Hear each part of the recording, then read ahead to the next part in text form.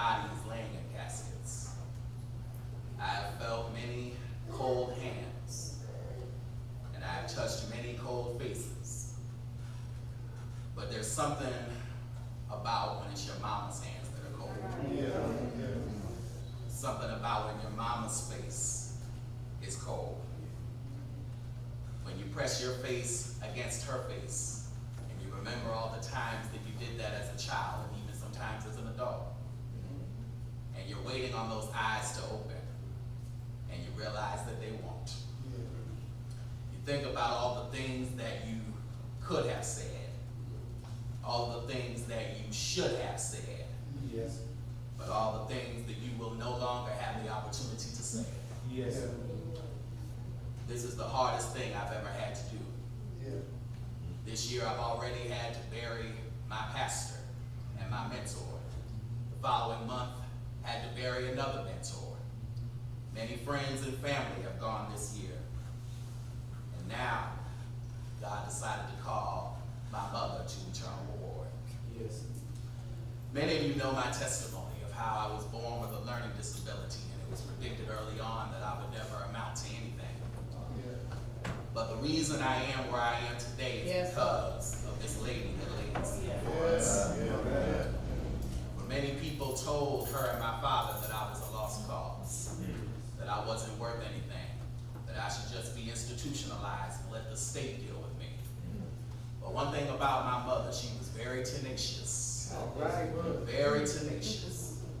And she did not believe that report because she knew there was another report. And that's the report that she chose to believe. And I would not be the man that I am today, although I am far from perfect. I have not lived up to my full potential yet, but the things I've been able to accomplish are because of what God has done through Joyce Ann Howard. It was also my mother who bought for me that first book on the life of Dr. Martin Luther King Jr.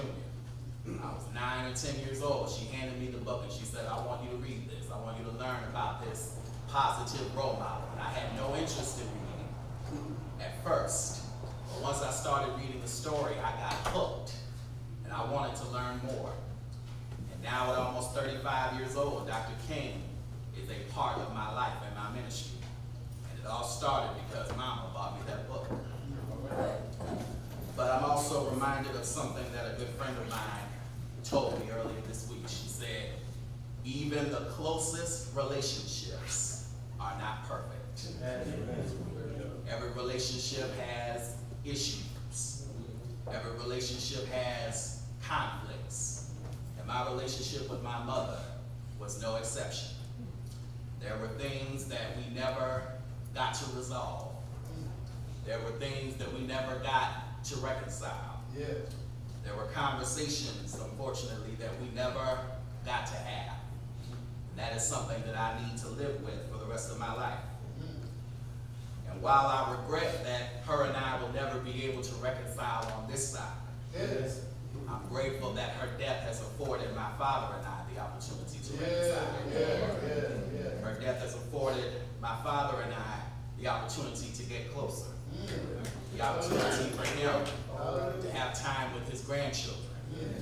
The opportunity for us to enjoy life as a family, which I know is what my mother would have wanted. As I, in Baptist preacher fashion, if I'm prepared to take my seat.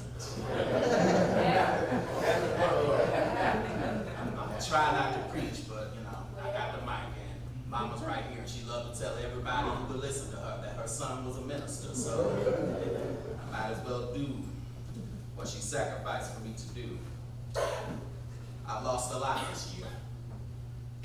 I have lost a lot this year.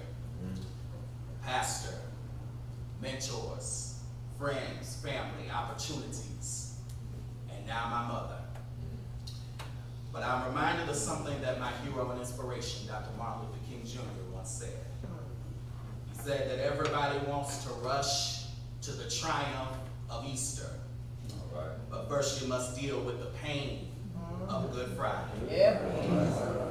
Everybody wants to rush to the promised land.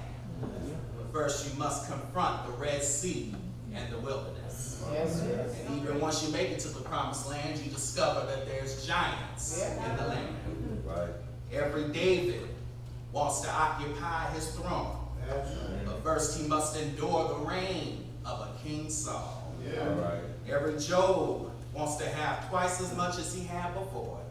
But first he must lose everything and still somehow manage to trust God. All right. I say that because while I've lost a lot, I have not lost everything. I still have something left. And I still have the faith that my mother instilled in me. And while I know I'm in a difficult season, I know that this season is only temporary.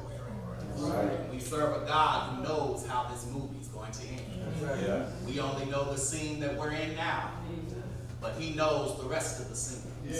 He knows how this movie will conclude. And I encourage you, Dad.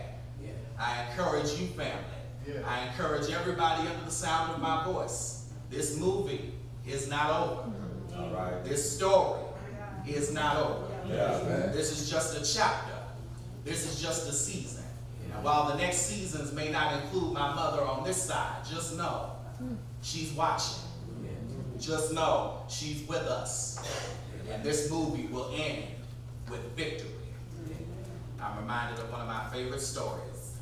It's about a father who took his son to see the movie The Karate Kid, starring Will Smith's son, Jaden Smith, and Jackie Chan. Jackie Chan trained Jaden Smith to win the fight. And although Jaden got injured, he still came through and won his fight. At the end of the movie, the father asked his son, "Son, how did you like the movie? What did you think of the movie, The Karate Kid?"